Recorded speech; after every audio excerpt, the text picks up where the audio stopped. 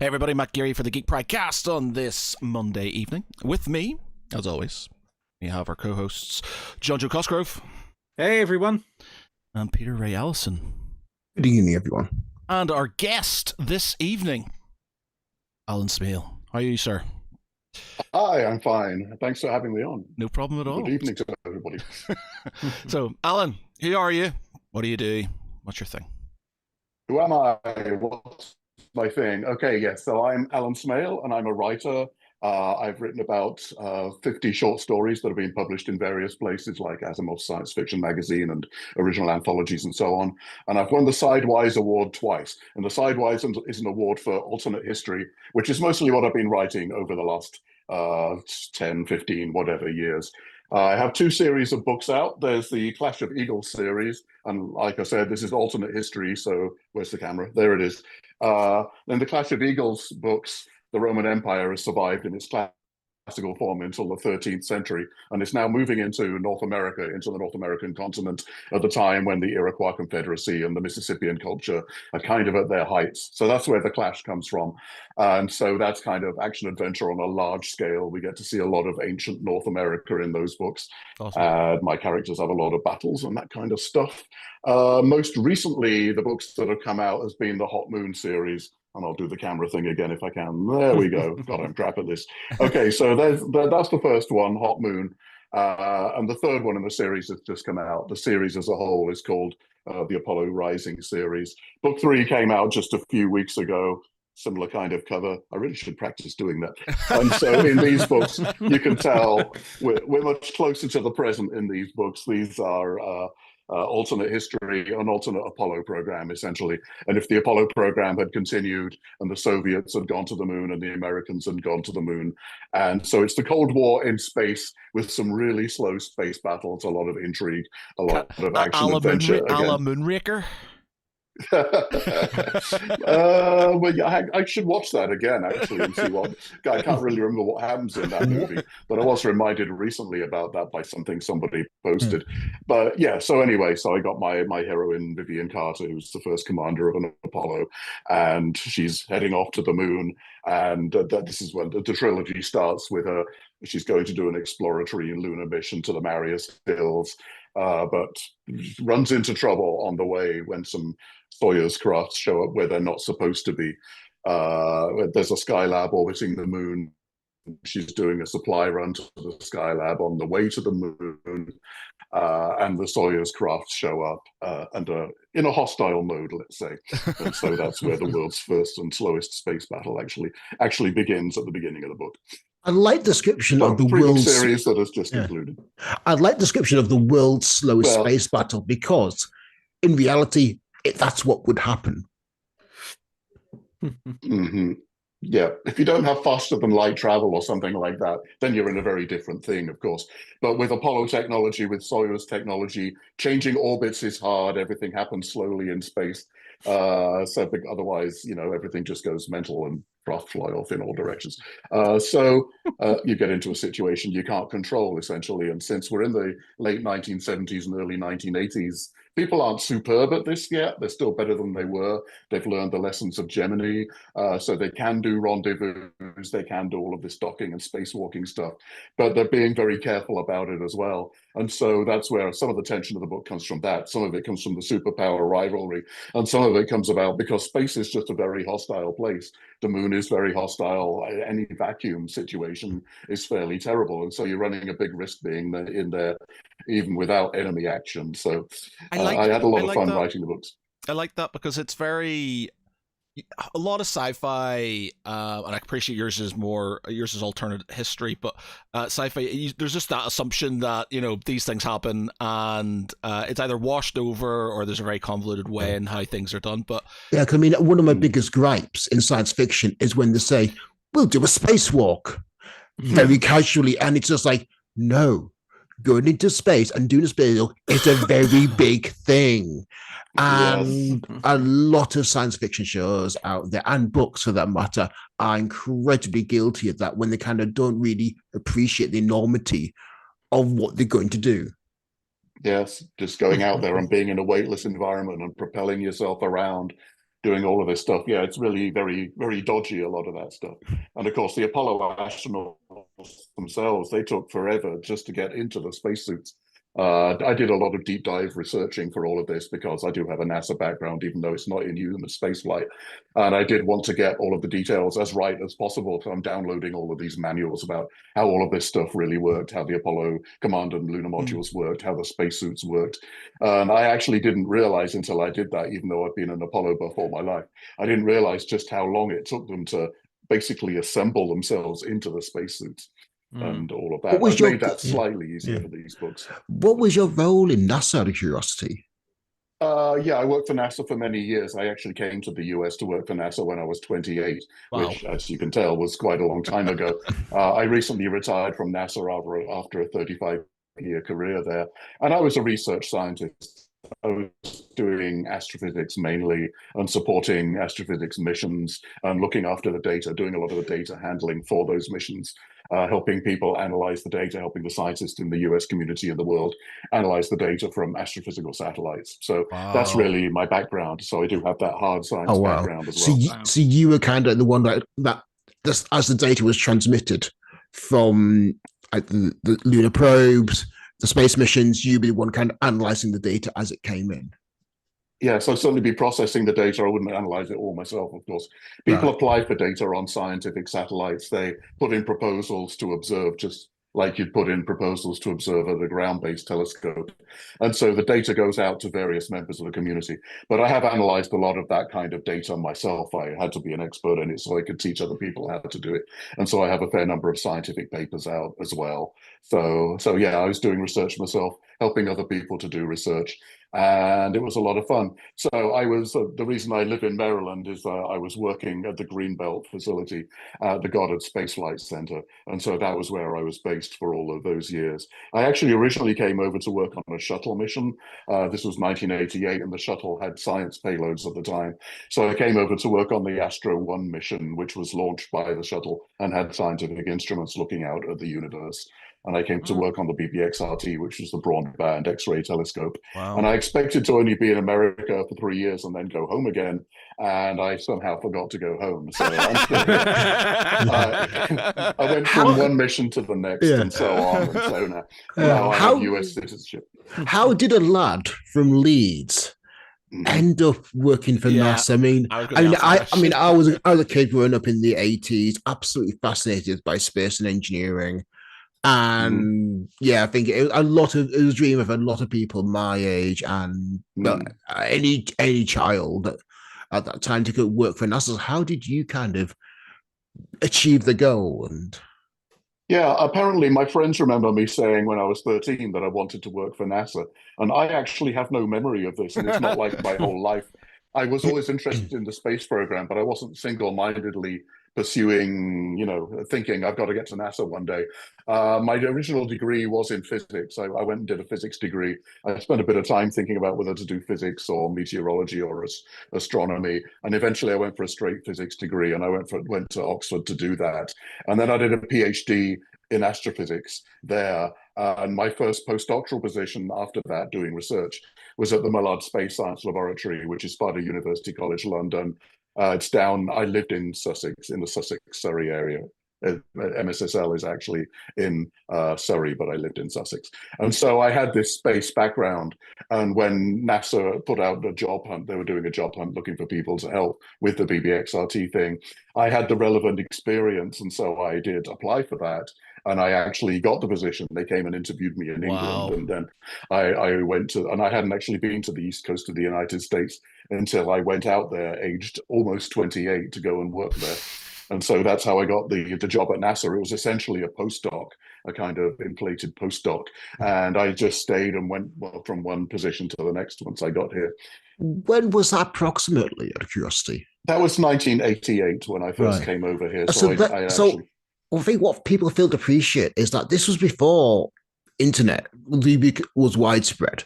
This was before, email was out there. So, you were kind of talking over the phone. People, it wasn't like a video call. It was meeting in person and doing an interview, which is a huge leap. Yes, No yes, Teams it was calls. What back are you in those talking days. about? Back in, yeah, I know, it was amazing. So yes, there was interviewed in person, and yeah, we did have email back in those days. But a lot of times, like when I came over here, a lot of people had kind of shared emails, which is Yeah. something that doesn't tend to happen now. And obviously, we didn't have the web. We didn't have all of this kind of stuff. The web came in after I came to the US. So, I mean, really, in its concrete form. So yeah, a lot of things have changed since those days, to Um, put it mildly. Yeah. what I was going to ask, obviously going from the work with NASA and then going to writing your story, especially writing the alternative history, what first inspired you to start writing? I've written all my life, actually. When I was a kid, I used to write really bad adventure stories. Now, we'd probably call it kind of fanfic or something like that. But back in those days, I was just making up stories, kind of like James Bond or Star Trek or Tarzan, that kind of thing. I was writing pastiches or, episodes of Star Trek or all of that. And so I was always kind of into writing, and I entered a couple of writing contests when I was 12 or whatever. So I was always interested in writing back then, and then I got to studying and coming across to the States, and so they kind of took a back seat for a while. But when in the early 1990s, I thought maybe I would want to get serious about it again because I was here in America. There's all of these science fiction magazines that you can apply to over here, and I thought I would give it a go and start writing again. So I did start writing short fiction at that point, and I was writing all kinds of things at that time. I was writing horror and fantasy. The first couple of stories I had published actually were fantasy stories that were published in original anthologies and magazines. Did a few horror things, did a few science fiction things. And I don't know, I just kind of always interested in history as well. And so somehow I just started writing more and more historical fantasy, historically based stuff, and got into it and got really kind of interested in what you could do, what imaginative stuff you can do, writing speculative fiction set in the historical time period or twisting Mm. history around, messing around with it. And I just kind of got sucked into doing that kind of thing, and I was selling the stories, and all of that was going pretty well. And I won the Sidewise Award for alternate history, so I'm like, oh, people actually like this kind of stuff. And I won the first Sidewise Award for alternate history. I actually won for a novella which was called A Clash of Eagles, which forms actually like the first part. It's the first 100 pages or so of what Awesome. turned into the Clash of Eagles novel.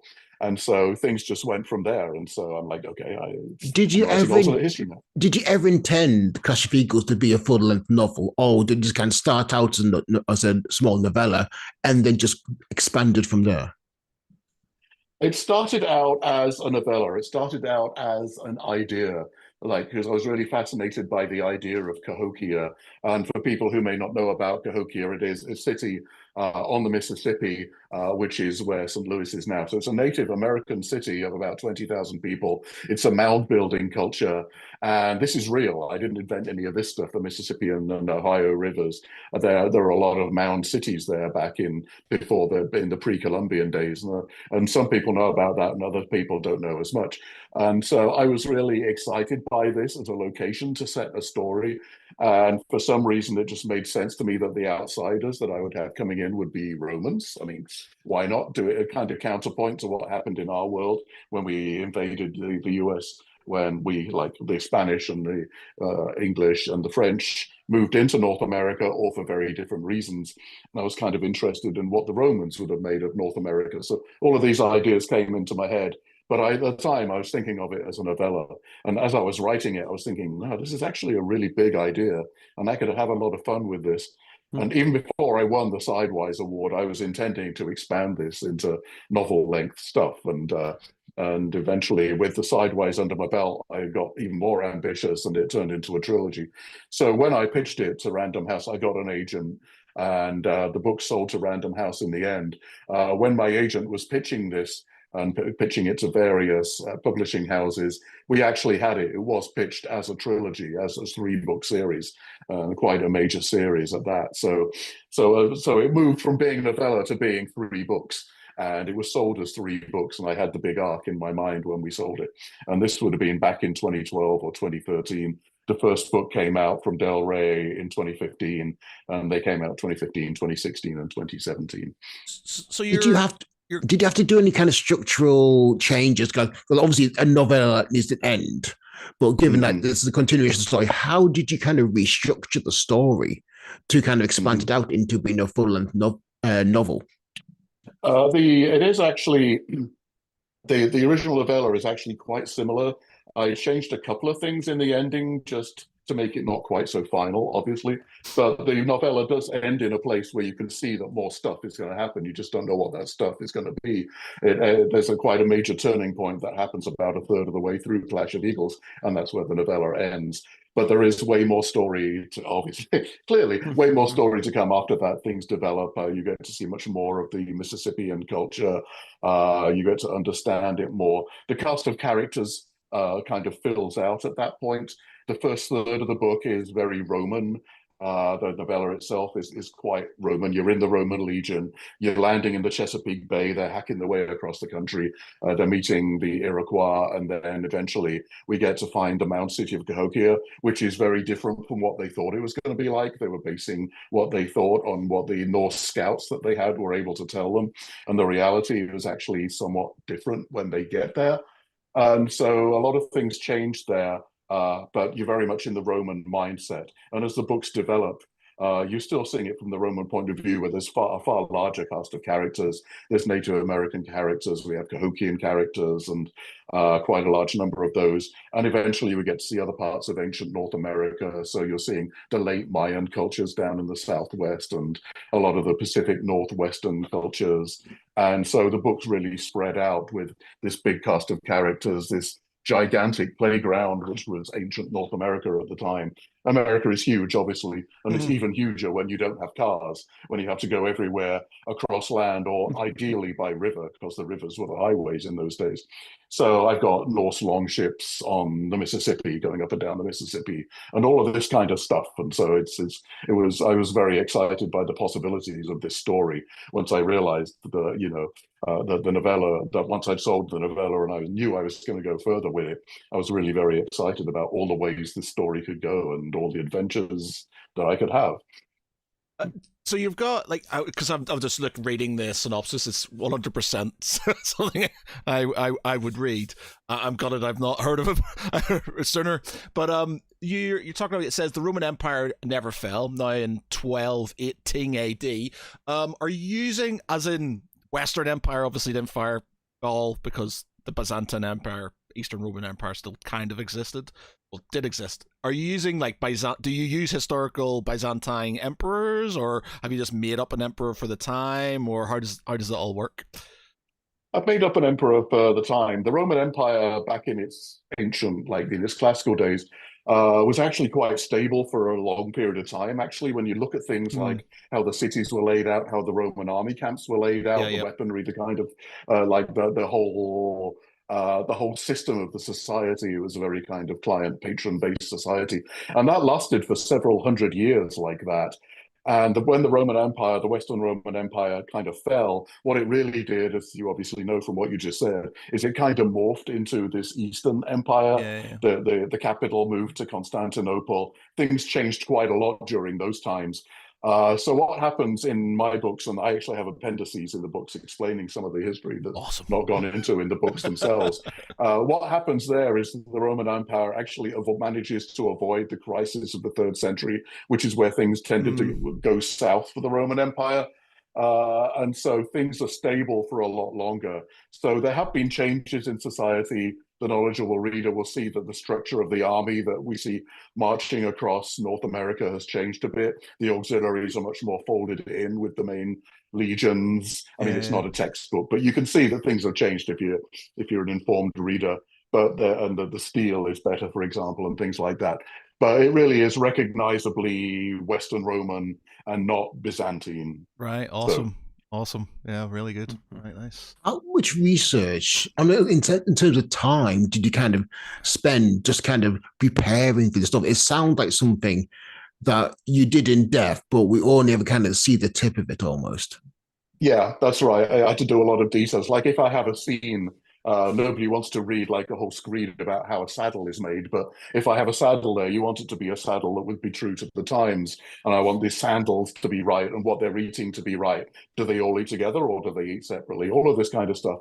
And a lot of this I knew because I grew up in England and I used to go to Hadrian's Wall and to Bath and all of Yes. these other places with Roman remains. And I went when I was traveling around Europe, I saw quite a lot of Roman stuff. So I was always been kind of into the Roman side of things. I knew I was going to have to do a lot of research on the Native American side, Yeah, on the yeah. Mississippian culture and the other cultures, all the cultures. There's a lot of cultures in the US, in America, that were very different from one another. It wasn't one monolithic culture. Obviously, the Iroquois were actually very different among themselves. They were different from other people in other peoples, other nations in other areas. They all ate different things. You know, they all practiced different religious beliefs. So I knew I was going to have to do a heck of a lot of research on the Native American side, and I did. What I didn't realize is that even with the amount that I knew about ancient Rome, I was still going to have to do a lot more research to write in the depth that I needed to for these books. So I probably read about, I did read about 150 books altogether covering both sides. And the research was the continuing thing going all the way through the books. Yeah, like the Indian side, like it's always interested me, but I'm more into my sort of Black Powder era stuff. So Revolutionary War, Napoleonic Wars, and stuff. But the or the French and Indians Wars, the Americans would call it, I guess. The like just the how the Native Americans got absolutely shafted throughout all of the sort of wars, and then you had like people like Tecumseh, who sort of kind of came out to try. You had the it was the Iroquois Confederacy. Yes, yeah, Iroquois the Haudenosaunee. Yeah. Do you have sort of strong sort of native I say heroes, but within the book? Yes, very much so, because there's all these stories and there's all these movies where the white guy comes in and saves everybody. Mm. And you got Dances with Wolves, you've got all of these kind of things, which are quite entertaining in themselves. But there's this whole savior thing that goes on, and what happens in the Clash of Eagles books is in a way kind of a bit of a response to that, because I have my Roman general Gaius Marcellinus, and he's doing everything as the best he can, and he's doing things from his point of view. He's doing things with the best of motives, but he doesn't really understand the society that he's dealing with, and so he'll often be screwing things up. And the Native American characters, the Native American chieftains, and the other people, the ordinary Cahokians that he's dealing with, will often be putting him straight, and often ending up a lot more heroic than he is, and doing the right thing because it's their culture, right? They understand their culture, they understand their friends, their neighbors, their enemies, and so he ends up being guided by them quite a lot. And there a lot of the heroism that takes place in the books, and as you go through the books to an increasing extent, is by the Cahokians themselves, and they're really kind of taking over the situation, and they're kind of, once they're understanding how Rome works, how the legions work, how the emperor, how the whole emperor system, the hierarchy works. They have increasing agency about their own fate, and so they end up by the end of the books, not to give away everything totally, but they end up they end up being major players, and you can see that it's actually quite a hopeful ending for them at the end of the trilogy. Did you speak to kind of Native Americans as well to kind of make sure it was a faithful representation of their culture? I did a lot of reading back when I wrote them. There wasn't such a thing as sensitivity readers, Yeah. but Random House had them, and they actually put them out to Native American readers so that they could go through the book and spot if I put any howlers in there or just said things wrong or whatever it might have been. And I'm actually quite glad that they did that. So I'm happy that they did that. I read a lot of stuff. I read a lot of different books written by Native Americans. I read a lot of Native American sort of, a lot of mythology and that kind of thing, and a lot of accounts from the times back before they were too affected, before they changed a lot of their ways. because a lot of Native American tribes did actually adapt a lot when Europeans went over, when they were allying with the Spanish, or, well, probably getting hammered by the Spanish. But if they were living with the Spanish and allying with the British or the French, they did change a lot of things. And of course, the horse came in and guns came in, that kind of thing. So a lot of their culture ended up being changed or morphing with the times to deal with the invasions that they were under. So, but I did try and read a lot of accounts from that time, as well as more contemporary Native American literature and books and that kind of thing. You mentioned when the horse came in. Oh yeah, the horses. Horses were like, it's like I was reading a thing about the Aztecs when the conquistadors came over and they'd never seen a horse before, and they were like taking their heads and stuff as they admit that like these monsters, these creatures, these mythical creatures were like on their land. They'd never seen horses before. Mm. Okay. Yeah, that's pretty amazing. And it's the other thing that's amazing is how quickly the Native Americans took to horses. And they were great. They ended up being much better horsemen, better horse people, Yeah. Than the Europeans, because I think they were probably more athletic and carrying less armor and all of that. And so they really got to understand horses very quickly in a very intuitive way, and kind of reverse engineered them back into their mythologies in some cases as well. And so that's something that's quite powerful. I have a lot of horse riding Cahokians, particularly in the second and third books, and they've taken to it as well. So the horse is actually, even in that short space of time, because the books only span about a 10-year period, it's not hundreds of years on an epic like that. I mean, it is epically sized, but it's over a reasonable chunk of time, so you get the same characters throughout. So you can see the horse becoming more important to Cahokians as the books progress. I mean, it says here you got horses 1493 reintroduced by Columbus and then Cortez in 1519. So you got all these films and stuff. You just think Native Americans, horses are like a thing, but prior to that, probably wouldn't have been. Interesting. Yeah. What I find interesting well is also you say like, this takes place over a period of time. Now, most people when they think of, they don't consider the time and distance element. I mean, especially like a TV show where sometimes they'll like, oh, we'll go to this city. It's like a Game of Thrones where they teleport. Exactly. I think there's a lot of... I'm in Winterfell. Oh, no, I'm in King's Landing. What? Yeah. And this is actually a huge thing in the book, and the thing that I had to take account of is just how long it takes to get anywhere. And I actually have like Excel spreadsheets with all the details of how fast a horse can travel over a certain period of time, how fast you can go up the Mississippi or down the Mississippi, because of course they're different speeds because of the current, how long it takes to get anywhere. And so you have the huge distances involved, how fast an army can go as opposed to like a small squad of people. And you also have the difficulty of the terrain, and you also have the seasons, because really, as in the real world, you can't really do a lot of fighting in the winter. So there are these kind of forced periods of inactivity when you can't really go very far. And those are the times when you stay home, you stay in Cahokia, or you stay in camp, or you stay wherever you are, and kind of build things up. You kind of fix your armor. You learn that there's a lot of languages are a big deal in these books, because everybody speaks a different language. There are all these languages that people have to deal with. So over the winter, people might be improving their language skills. They might be improving technology skills and that kind of stuff. But it's actually a very interesting constraint to work under, not being able to teleport, not having terrain that's friendly, having these vast distances, and having to factor those into the plot. There's one place in book two of the Clash of Eagles series, where there's this big thing that happens. There's this battle, there's a city, this Native American city that falls, and my main character isn't there because he physically just can't get there. He can't be there in that time.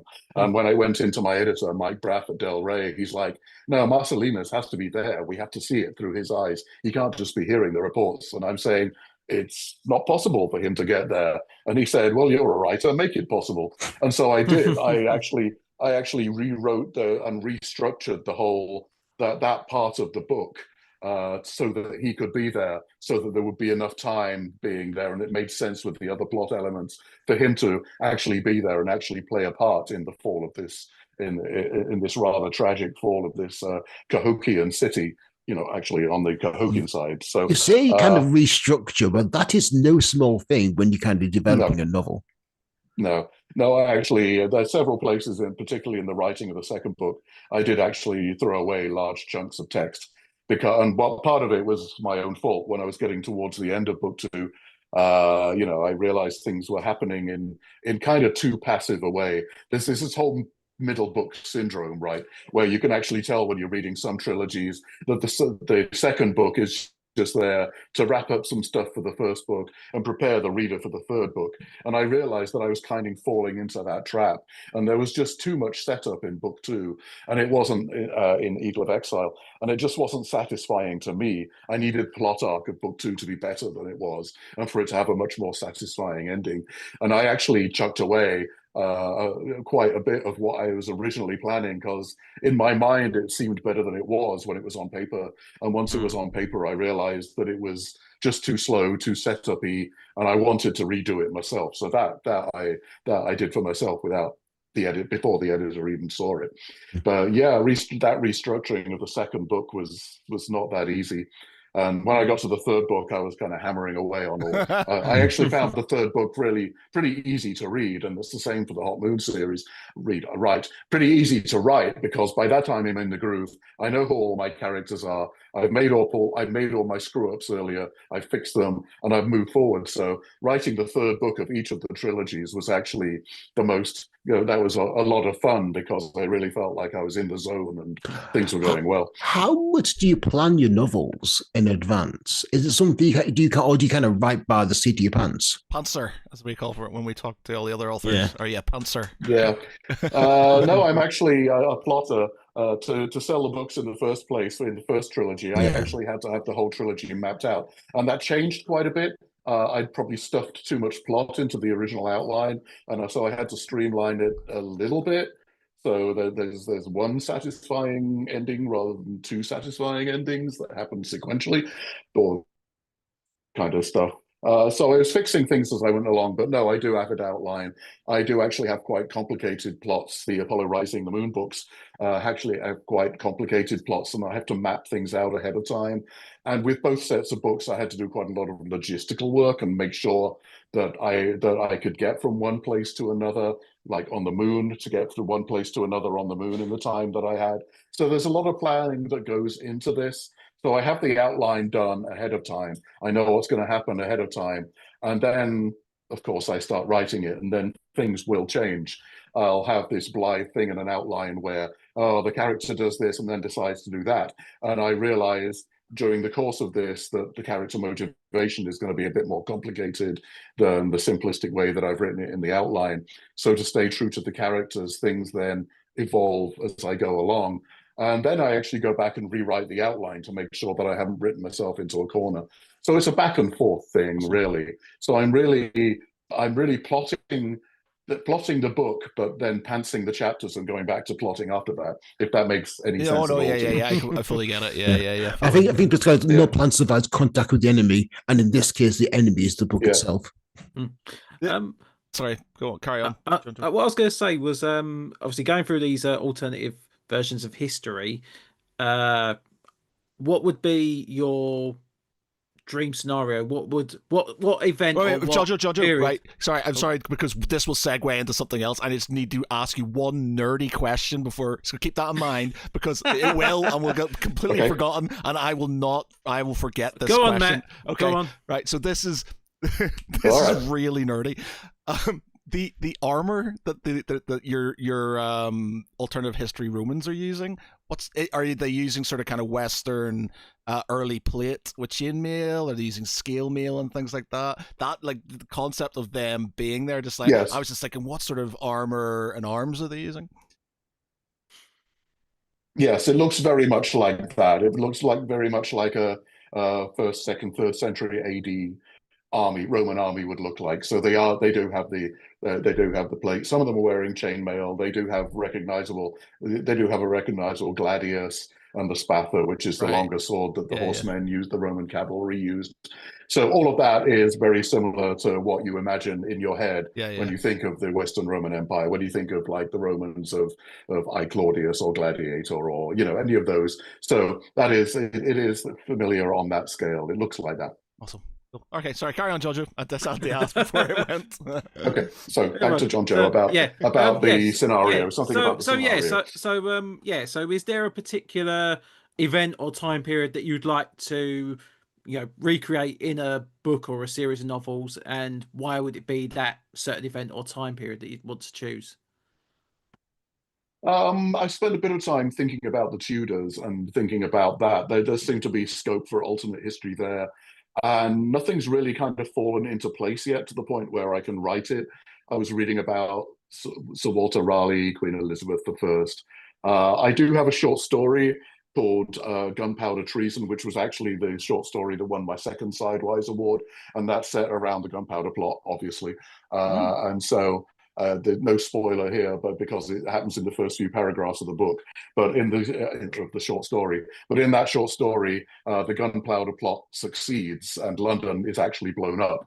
And it's what happens as a result of that is the short story. But that's the only solid thing I've got out of that yet. I've been really kind of thinking about alternate history set in Elizabethan times, and I haven't got anything to gel in my brain yet. But that's something that I've been looking at quite a lot. Alternative around the Tudors would actually be quite good. I'd enjoy that. Yeah, if I could do it right. Yeah, I'm playing a game called Europa Universalis 5 currently, and I spent the last 110 hours trying to win the 100-Year War. And I've just won. I've just beaten the French. So I was just like, congratulations. I just beat the French. There is a historical fantasy series by Mark Shadbourne called The Swords of Albion, which is it's like traditional Tudor, John Dee, all that. But it also posits what if the Sealy and Sealy courts were present. Yeah. Okay. So you had kind of like this spy espionage thriller, but with distinct fantasy overtones, and it was doing incredibly well. Yeah. Okay. I'll look that up. I don't think I've read that. But that would be cool. I mean, I'm not averse to bringing in magic now and then. I haven't done a whole lot of it recently, but certainly it's kind of. I always get a kick out of historical things like that throw in a magical element or a weird element. There's the Joe Abercrombie series, the First Law series that he's done. It's really good in that. If you've ever read, I'm not sure if you have or not. There's like 9 books, but it's all very based on, like sort of. I don't want to say. I guess it's sort of kind of. It has mixes of late medieval, sort of early. Sort of maybe Renaissance type sort of things going on, but there is magic. It's just really subtle, and it's like it's there, and there's like there's moments of it where there's like it's like big magic thing happens, and then that's the rest of it. There's not very much of it, and I really like that sort of kind of thing where it's real pretty much the entire time, but you just have that little spark of something magic happening. And then it just goes away, and it's just like I do like it to be subtle. Yeah, subtle, exactly. I like it to be subtle, and in my hard science fiction brain, even if I'm reading fantasy or writing fantasy, I want the magic system to make sense. I want to understand how it works. I don't have something just be pulled out of a hat and goes the way through the book, and I'm like, really? That's possible? I never knew that was possible. I mean, there's a lot of fantasy out there, especially high fantasy, where like someone casts a fireball or a lightning bolt. I'm thinking, where'd that energy come from? How did you generate that energy? What? So, but there's what's the cost? Yeah, you exactly. Every action has an equal and opposite reaction. Well, that's the thing in the Joe Abercrombie ones. It has that too much. That magic has an effect on the person. If too much of it, it sort of drains them and stuff. So I like that. There's no. There's no unlimited mana pool. It's just Robin Hobb takes a very different approach to magic with the Realm of the Elderling books, where it's done more as kind of almost psychic mental powers rather than traditional magics, and that was kind of really neat, grounded approach where basically, yeah, they could do all these kind of incredible things that affect someone's mind, but it tore them apart and absolutely, exhausted them to do it. So yeah, so I think that I think there's a kind of almost been a pull back now against this kind of like these wild, big, epic fantasy books because people are thinking, well, how does that work? I think like for me, and again in science fiction, like if you think about Star Wars, my favorite Star Wars film, on Jonjo will know this. Well, they all know it because I rant about it all the time. Is Rogue One, and obviously the two series that come out, the Andor ones, because it's more real. It's not about space wizards. It's not about sort of the Force and stuff. It's about normal people. But Andor is very grounded, and it feels, compared to other Star Wars stuff, it feels the most like, it's really weird to say, but almost like close to life. I would counter that by saying there's elements of the Force. You could squint and say, oh, it's just luck. But when Chirrut Inway is kind of walking across the battlefield, completely blind, and blaster bolts are flying all over the place, and he's chanting to himself. Yeah, well, I think that's down to the observer, isn't? I think that's very much exactly. Is it the Force, or is it just being really lucky? They leave that open, and that's fine with me because it could be pure luck. He's just very lucky. Yeah, I took it as being very lucky. I took the whole thing as he's not. He has zero force. It's like like when you get these one characters, they go, "I'm invincible," and then like split second later they get killed or something. It's stuff like that. Like they go, "Oh, I've beaten all the odds," and it's like, "Nope, you did not." Like James Gunn's Suicide Squad. With Polka Dot Man, because he's basically celebrating. He's like, "Yes, I did it," and then straight away he gets flattened by Starro. It's like, never mind. I mean, do you ever find yourself kind of critiquing books and television shows, and I go, "Ooh, I'd have done that differently." Or, I mean, can you ever kind of just switch off and just enjoy something, or do you just kind of think your writing brains come to the fore and going, wouldn't have done that? Yes. The sign of a good TV show or a good book is where I'm not doing that, actually, where I'm absorbed, where I'm immersed in the action to such a degree, or what's going on, where I'm not continuing, where my editor brain is switched off. There are some books that I'm reading, and I'm actually copy editing it in my head. Like I can hear myself rearranging the sentences to make more sense or to flow better. And it's generally pretty hard for me to read a whole book like that where I'm continually copy editing, but fortunately there are a lot of good writers around, so I don't necessarily need to do that a lot. Yeah, and I think about that on plot grounds. And I was saying earlier, actually, about how my editor once said, "No, you need to show Marcellinus at the fall of this particular town." And I sometimes notice when writers have things happen off stage, and I think, oh, my editor would never let me get away with that. And I would never write that now because I'm a better writer now. I would have learned how to do that. And so sometimes I'm replotting it in my head, going, yeah, but if he'd done such and such, and if she'd said this, then they would have been there, and they would have actually seen this fight or this argument or been in this particular place, and that would have made it more powerful to the reader.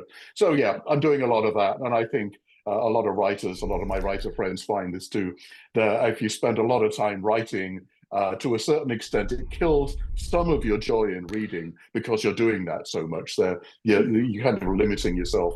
And I think that's also why a lot of writers tend to read outside their genres. They tend to read thrillers or mysteries or other things rather than reading science fiction or fantasy if they write science fiction or fantasy, just because they don't want to get dragged out of it in their heads so much. Yeah. So I suppose I know, how do you kind of switch off that brain for yourself? Well, it's hard to do it consciously. Sometimes I will push on through, and after a while I'll get used to whatever tics or annoying mannerisms the writer has that I'm noticing and would have edited out myself. Like, you've used rather 6 times on this page, dude. Repetition is one of my pet peeves as well. You've used that word too many times. And everybody does it, but you go back and edit it out. I know which are the words that I use a lot, and I go back afterwards and I look for those words. I know which are my danger words, and I'm not going to tell you what they are because then you'll notice them if you're reading my stuff. But yeah, everybody has that. You just have to get them out of there. But yes, I think sometimes you can do it, and sometimes I just put the book down. But yeah, it depends. I think it's actually easier with movies in a way, for several reasons. One of them is because with movies, there's usually 5 or 6 people who are writing it. Even if there's only one name on the credits, there's script doctors that go in. There's other people. So often a lot of the dialogue, a lot of things in movies are a bit more polished than they are in some books. And also because it's a different form. It's a written book is very different from a movie. And so in my head, watching a movie is a different experience. And so in a way, I'm less likely to notice a plot hole in a movie until afterwards, whereas I would notice it right away in a book. In a movie, I'm just used to some things not really making sense. Like, he couldn't possibly have known that, or that's a really stupid reaction for him to have, knowing what he knows. Or they just jumped a logical step. Something's got edited out and it just doesn't make sense anymore. And sometimes I notice at the time, but I'm more likely not to notice at the time and to notice it later if it's a movie than if it's a book. Yeah, I find one of my big gripes with films is when they shoot a car and explodes. Yeah. And I'm just tropes. The engineer me just going, no. There are those tropes that will bug you every Mine time. is per movie generalship. It's just there's so many times I was like, why are you doing this? Like, I was watching The Last Samurai with my missus the other day because she's not seen it, and I just got them in this. The guys come up at the end. They come up this road in column in a march column, and they wait for them to form up into a line to shoot at them before hitting them when they had cavalry and stuff. I was like, why you got cavalry on the hill onto the hill? You could have hit them there. Yeah. You could have done that, and that blows my mind because I'm just like, oh my god. Yeah. With me, it's often personality stuff as well. There's a lot of shows, a lot of TV shows about space and things like that. There was this show called Mars that was on Scientific American Channel or something. I'm not going to remember the details, but there's lots of shows about astronauts where they're trying to portray people in the future who are spacefarers or whatever. And often they're the most cranky, irritable people. They're not good with other people. Whereas if you look at real astronauts, if you meet or talk to real astronauts or just see them, they're very calm. They're very laid back. They're used to teamwork. They're used to working together. And I'm just thinking in some of these shows, none of these people would have passed the selection criteria. All of these people are too volatile to be put in charge of a spaceship. It's just not going to happen. And of course, they do this for dramatic purposes, but it's just all wrong. And I'm like, I can't believe these people because they just wouldn't be in this situation because someone would have stopped them going. I always think of like Armageddon, when they basically just send engineers up to space because it's like, oh, apparently it's easier to train engineers become astronauts and training astronauts to. And it's like, no, it's ridiculous. Ben Affleck apparently mentioned that. There's that point, and was shouted and told to shut up. That's great. What was the quote? It was like James Cameron when he used to say about like the certain bits of the script, and Arnold Schwarzenegger went, I don't think this is what you should do. He goes, well, look, I'm the writer, you're the actor. I tell you what to do, you do it. It's like, it's like, okay, fine. I'm just a hired hand, I guess. So fine. What was it? Talking about Arnold Schwarzenegger, I watched the thing about the Terminator being the most ridiculous sort of thing ever. Not because of Arnold, but because if you think about it, the T100, I get the first Terminator, T800, T800, yeah.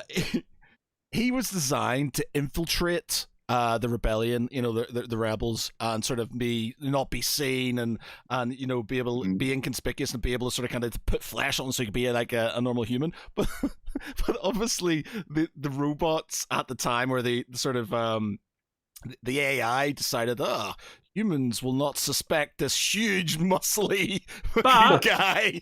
He's just going to sort of walk in.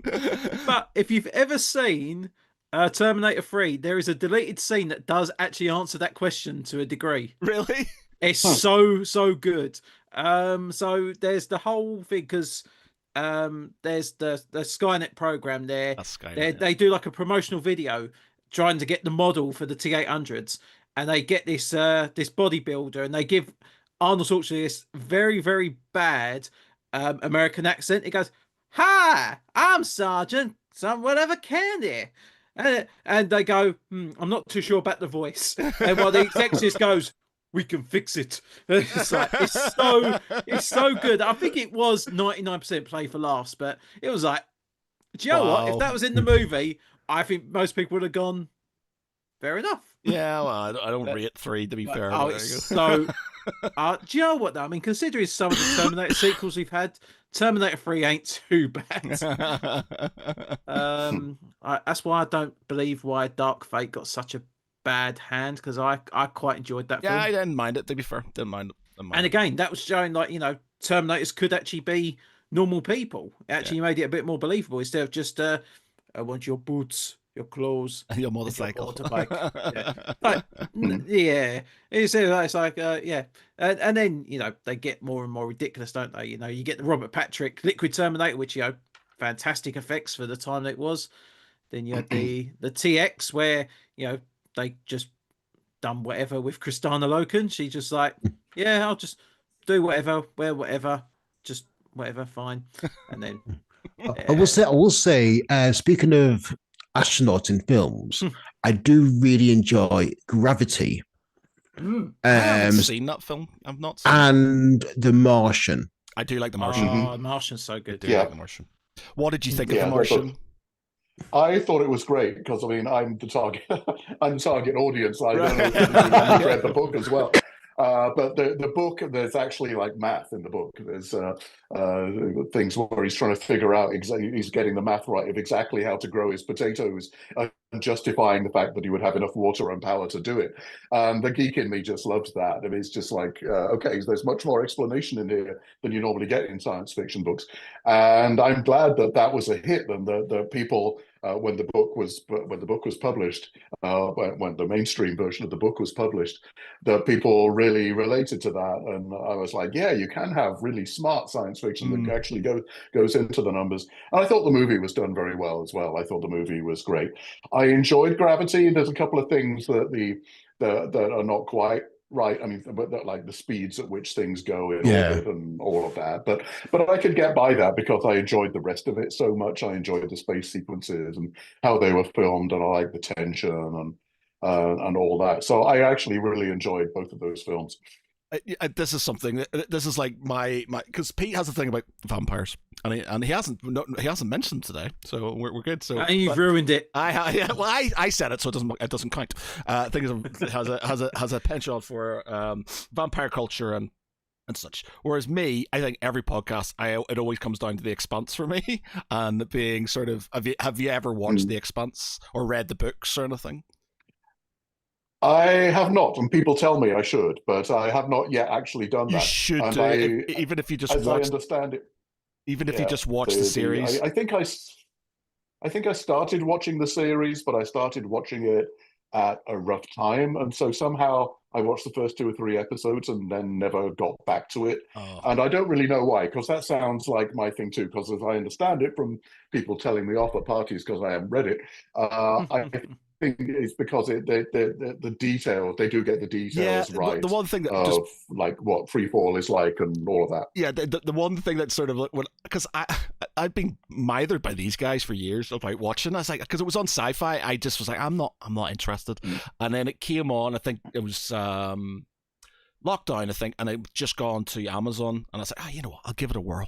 See what it's like, and I was absolutely hooked. And the moment that got me the most was when the because of, I think, obviously inertia, whenever you're going forward, to stop yourself, they turn the ships around and they use their thrusters to slow them down. So they basically, when they're going to planets, they're reversing in effectively because they're slowing themselves down as they get towards these planets and stuff. And I was just like, that is awesome. That's just that blows my mind and stuff. I just love small things like that. But apparently the science behind it is quite sound.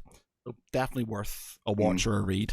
Yeah. I am a science journalist, and I've actually written a couple of articles about The Expanse for various websites. And in fact, I wrote one article just about about 3,000 words just in one episode because it was the space battle in the Or the fourth episode. railguns. The railguns and how their approach to kind of space battles is really well done. There's no shield, there's no lasers. It's just torpedoes. It's railguns to act, to do deflect incoming fire.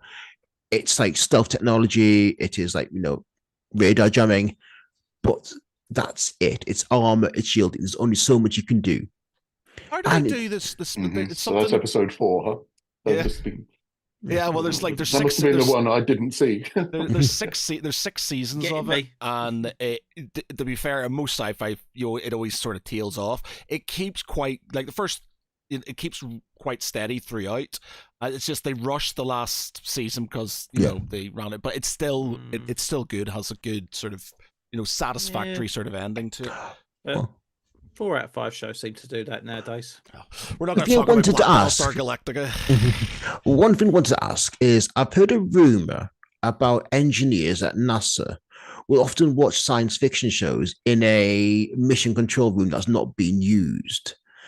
And wondered, is there any truth to that rumor? I can neither confirm nor deny this. And this is because actually I don't know. Yeah, but I wouldn't put it past them. The thing about being an engineer, particularly on the human spaceflight side, or actually the satellite control side, is that you have long periods of inactivity punctuated with moments when everything is going on and you're paying attention for long periods of time, hours and days at a time. So there probably is a little bit of downtime where people might be able to do that if they were so inclined. Yeah, I heard it was like it was J. Mark Straczynski that said like apparently he was told by some engineers from NASA that we watched Babylon 5 when in the mission control room when nothing's happening and there's another rumor which again I don't know if it's true or not is NASA were considering using one of the designs for their cargo spacecraft based on the Starfuser and asked J. Max Straczynski for permission to use that design. I said, fine, yes, but you've got to call it the Star Fury. Because again, like Babylon 5 has a very grounded approach to space flight. It's all based on like Newtonian physics. There's no kind of like they don't glide through space like there's an atmosphere. It's kind of like pivoting around, thrusting, and so it's really well done in that regard. Yeah. Talking about the science in space, you were talking about in is it Burning Night in your sort of Hot Moon series? You've got like a slow space battle. How is it between ships? Are you talking like in like Moonraker where it's I want to say infantry, but I don't know what you call them in space, astronaut versus the astronaut? Do you have that sort of Space Marines? Yeah, space Marines, I guess. Yeah, versus each other, and what sort of weapons do they use? How does I don't even know how guns would work in. I guess they wouldn't work in space. How do you get around that? Okay, that's actually that's one of the cool things about writing these books was figuring out what weaponry to use in space. The Russians, no surprise, the Soviets who are actually the aggressors initially. And I do have a scene once Vivian Carter has got to the moon and she's on this. She's with a few other astronauts on the moon, and there's going to be. They realize there's going to be this land attack. They've been through a space attack already, and they realize there's going to be some kind of assault with a limited number of Soviets who will be coming over land to what is essentially a very small base on the surface of the moon. And they're NASA people. They're all NASA astronauts. They all behave like NASA astronauts. They get along. There's a lot of teamwork. Any kind of difficulties between them are kind of subtle, and there are character interplays, but it's handled in a mature way. Notwithstanding, so they're sitting there. They're trying to think about, okay, so these guys are coming to get us. How are they going to come? They're obviously going to land using the Soviet landers. What are they going to have then? And how do we protect ourselves against them? Because they have no weapons. They have no weapons at all. This is in the first book. No weapons. They're trying to figure out how they weaponize what they would have, what NASA astronauts on the moon, what Apollo astronauts would have. They're trying to figure out, well, what can we use for this? We have pyros, we have kind of things that could be whiz bangs, but they're like incorporated into the spacecraft to cut off cables at specific times so the upper stage of the lunar module can get off the ground. We have this, we have that. How can we improvise so that we can protect ourselves when these people come along? And so that was a very interesting part of it for me. In terms of guns, actually, guns do work in space up to a point. Okay. You don't actually need an atmosphere to fire an AK-47 because the oxidizer is actually in the ammunition. And you can see things on YouTube where people on Earth have created a vacuum inside something, inside a plastic case or something like that, and shown that you can fire guns in a vacuum. And so in theory, you could fire a gun in space, except because it would overheat really quickly. Right, and yeah. it would jam really quickly. And in the books, guns do jam because it's a very hot environment or it's a very cold environment, depending on whether you're being irradiated by the sun or not. And your guns, ordinary Earth guns, are not going to work very well. And so you have to fix that. And so in the later books, they are fixing things and coming up with better projectile weapons. But the things that work best on the moon are things like grenade launchers and stuff like that, rather than actual guns. And so there's a lot of rocket-propelled grenades and things like that that do work pretty well in these action scenes. Are they? Are these books an audiobook? By the way, have you moved into audiobook? Yes. Yes, those are the first two books are available. Hot Moon and Radiant Sky are both available as audiobooks. I'm hoping Burning Night is also going to be picked up by recorded books. Surprisingly to me, that hasn't happened yet because they were quite eager to get the first two books, and the sale of the audiobooks was pretty good. And I would say the audiobook narration is very good. They're Very narrated by important. Vivienne Lehaney, who is a great voice actress. And she actually does a really good Russian accent, which is important because I have Soviet characters as well as American. I have cosmonaut characters as well as astronaut characters, and they form a major part of the plot as well. We do actually have scenes from the Soviet point of view as well as the American point of view. And so the fact that she can convincingly do Roman and Russian and Ukrainian accents was actually very important, and I think she nails it in a lot of the audiobook sequences. Awesome. So yeah, and the first books, the Clash of Eagles books, are also narrated as audiobooks as well. Brilliant. Big fan of an audio. One thing I want to ask as well is, obviously you had access to all the NASA manuals for the Apollo craft, but how did you kind of get information on the Soyuz modules?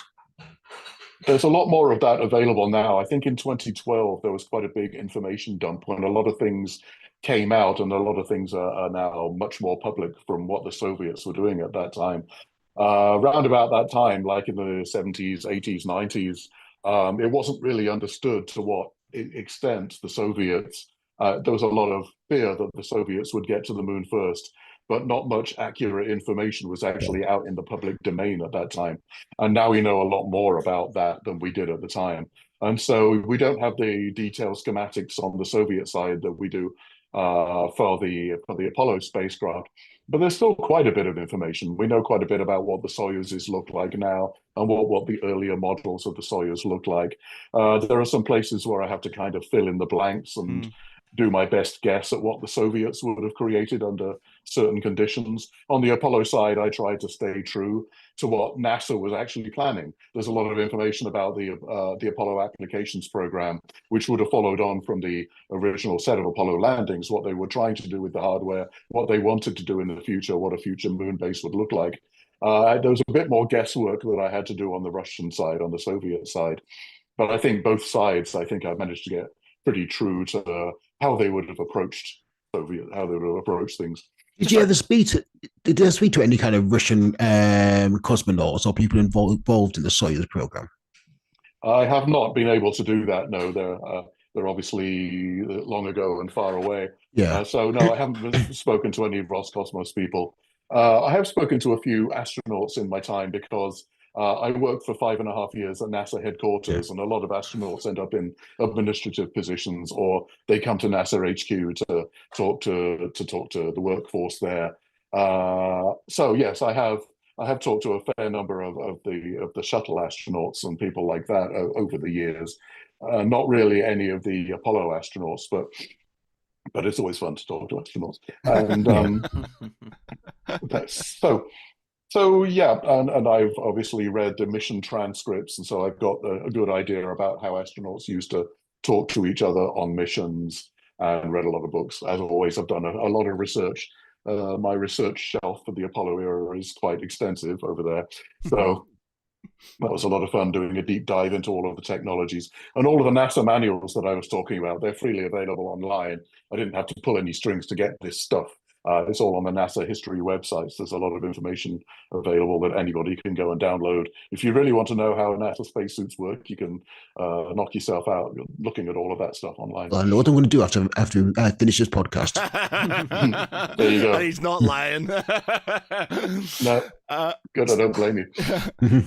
So, the Burning Night, which is the number 3 out of the series, is now available for all to read.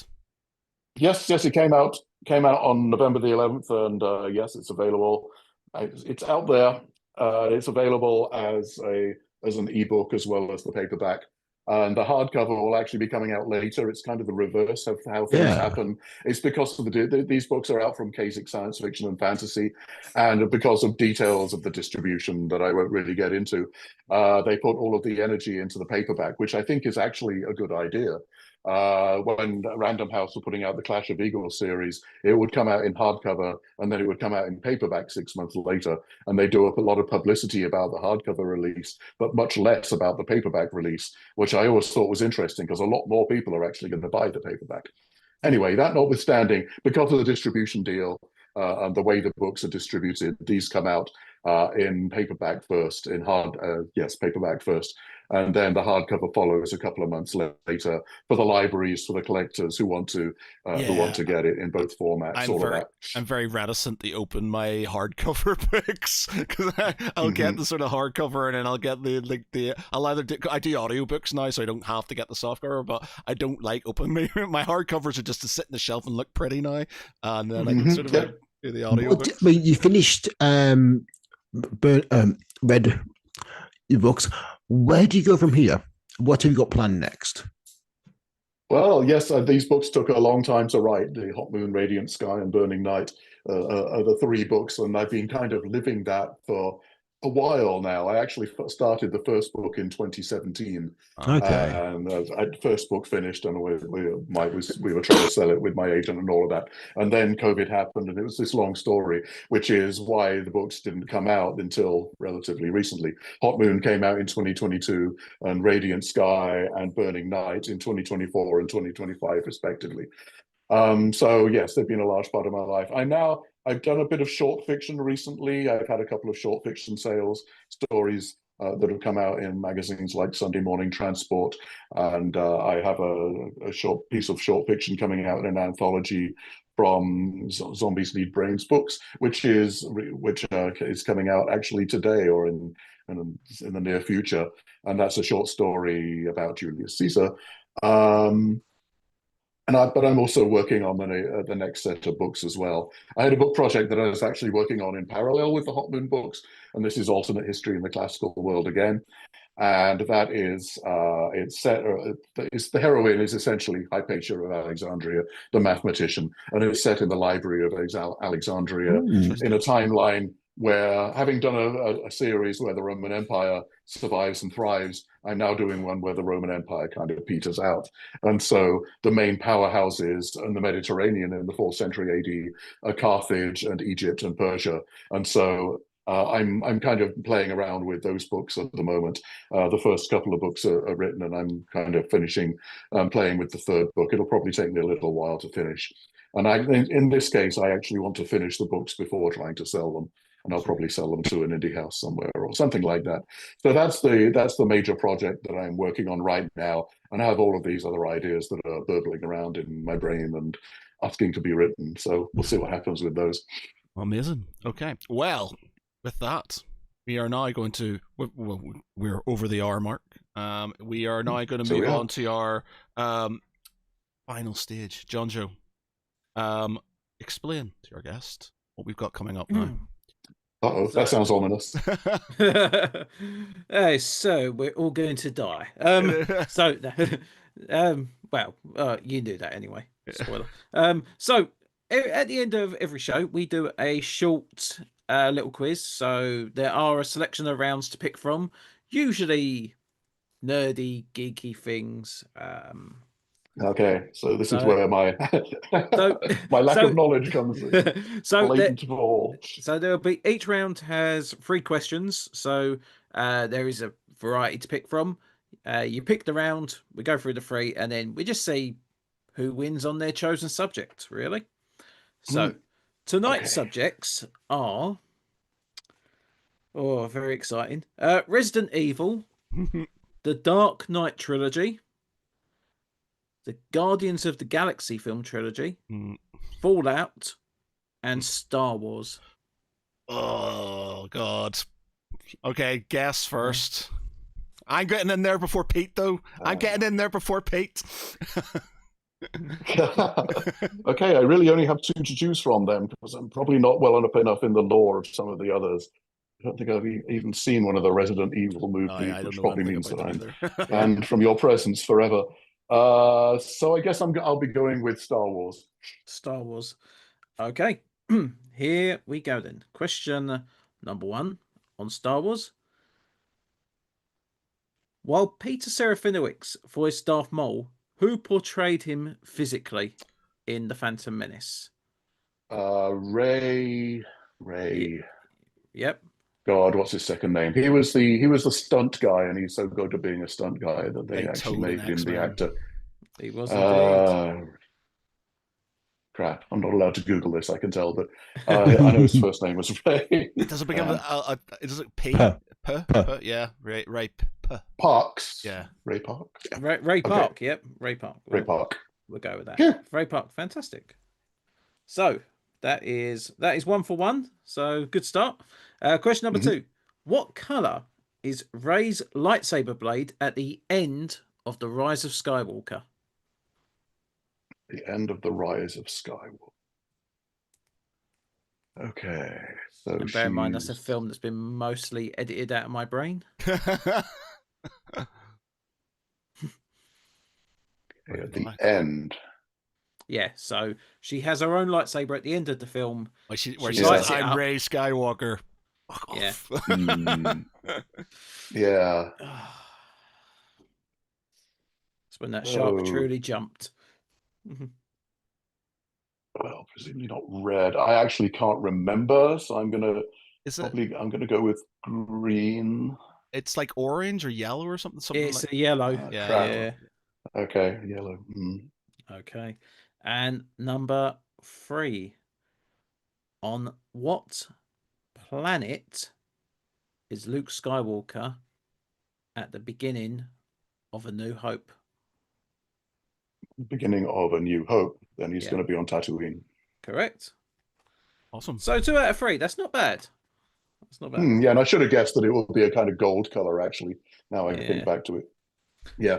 I always thought that was like one of them things that the Ray scene, I think, was put in very last minute, because they're like, how can we end this to give a little bit of a hope for the future? And straight away it's like, no, Abrams, you can't do endings. Why did you do it? You can't do endings. Right. Okay. But Pete, I was going to say I'll let you go next just to wind Matt up, but I think we'll just let Matt go next. I'll kill you dead. So I don't have a lot of options, to be honest, because none of these I'm really like Resident Evil. I know all because I played like one of the games and watched one of the films. So Dark Knight trilogy, Guardians of the Galaxy trilogy, or Fallout then? Fallout. I played for like Fallout 3 and Fallout 4 briefly. I've watched the series. But I'm guessing you're going to be placing stuff in games as well, so I'm not going to. Dark Knight trilogy is a possibility.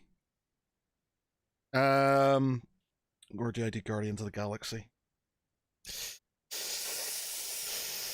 Oh God, I'm gonna hate myself for this. I'm gonna say the Dark Knight trilogy.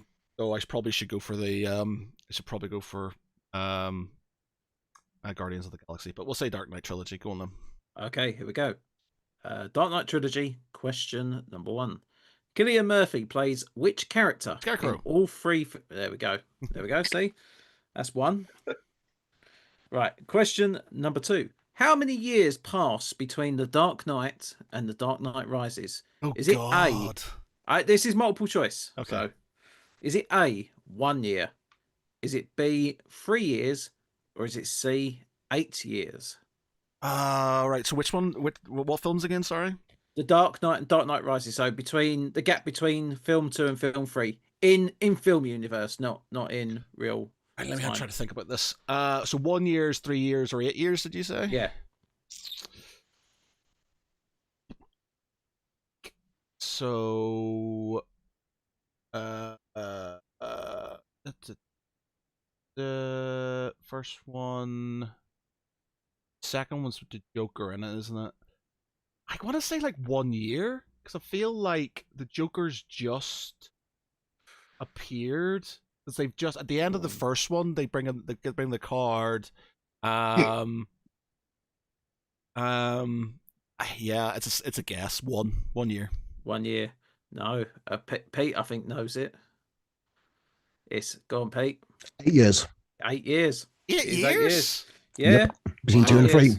Wow, didn't know. Yeah. Because Batman has basically become a memory, and in universe of the Dark Knight trilogy, he's only actually Batman for about 1.5 years. Okay. Well, yeah, I suppose. So so that is fail on that one. All right, Matt, number 3. Which 2 actresses played Rachel Dawes? Oh God, no. Gyllenhaal. One of them. What's her name? Gyllenhaal. Yeah, one of the Gyllenhaals. Which one? One of the Gyllenhaals. What's her name? Jake. No. I don't know. Oh, what's his sister called? Maggie. Yeah, Maggie Gyllenhaal. Yeah. So Matt, you can get half a point now if you guess the other one. And it's the God. Plays. She's in like Dawson's Creek, isn't she? Yeah. What's her name? Oh God. This is gonna be a bad. It's going to be a bad week for me. I did so well last week. I've already just marked it as a cross, so yeah, I don't carry know. on as much as I haven't got a clue. I can't remember what her name is. Katie Holmes. Yeah, okay. So Matt, 1 out of 3. Boo. Right. So Pete, this is going to be interesting. Guardians of the Galaxy, Fallout, or Resident Evil? I'm going to go Resident Evil on the grounds that I like Mila Jovovich.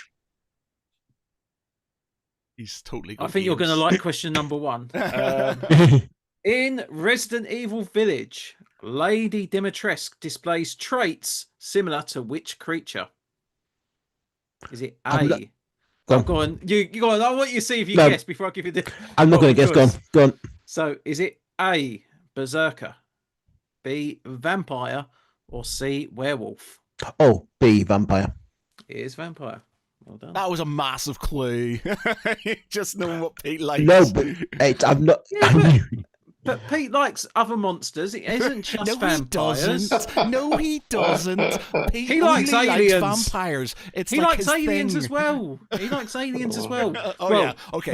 We think he likes aliens. They're actually vampires. They're actually all vampire books. He's just rewrapped them so they don't look as bad. Okay. Question. Oh, for fuck's sake. Question number 2. Which actress played Alice in the Resident Evil film series? Really? Honestly, I wrote this. This is what I wrote Mila about Jovovich. 4 weeks. This is what I wrote about 4 weeks ago, and we never used the round. Yeah, Mila Jovovich. I will say that at this moment, Pete can only draw or win. So Matt, you're already out altogether. What is the name for number 3? What is the name of the fictional city and Raccoon setting? City. Yep, Raccoon City. Pete bosses it. Pete bosses it. There you go. Again. Yeah. Let's be honest, Matt. I've given you your specialist subjects before that you said that you knew a lot on. No, and failed. that was just a bad day. That was a bad day. I'm a massive Sharp fan. Like I've got all the books, read them all, watched and he gave me a Sharp quiz, and I think I only got 1 right, and I was very disappointed in myself to the point where I couldn't sleep. I was just so annoyed at myself for getting one of them wrong. And just for context, I also did at some point a few months ago. I done Pete a Vampire the Masquerade round, and he got 3 out of 3. Oh, So There you go. yeah. That's when you know someone actually pays I attention did to nearly their name all the fandom. Marvel films in chronological order, though. You did after a bit of prompting and like 20 minutes of my life I'm never going to get back. Well, that was a pretty good one. Okay. Oh, should we try that again? No, let's not. Let's not. Okay, well, there we go. Pete's our victor for tonight. Yeah. Right. Well, it's been an absolute pleasure, Alan. Thank you very much for joining us. Super interesting. Good luck with the rest of the new books that you're writing. Please do come back on when you've got more to share with us. But for tonight, I've been Matt Geary. With me has been Jonjo Cosgrove. Take care, everyone. Peter Ray Allison. Good night, everyone. Take care. And our special guest, Alan Smale. Thanks for having me on. Thank you very much. Hope to Good see night, you again everybody. soon.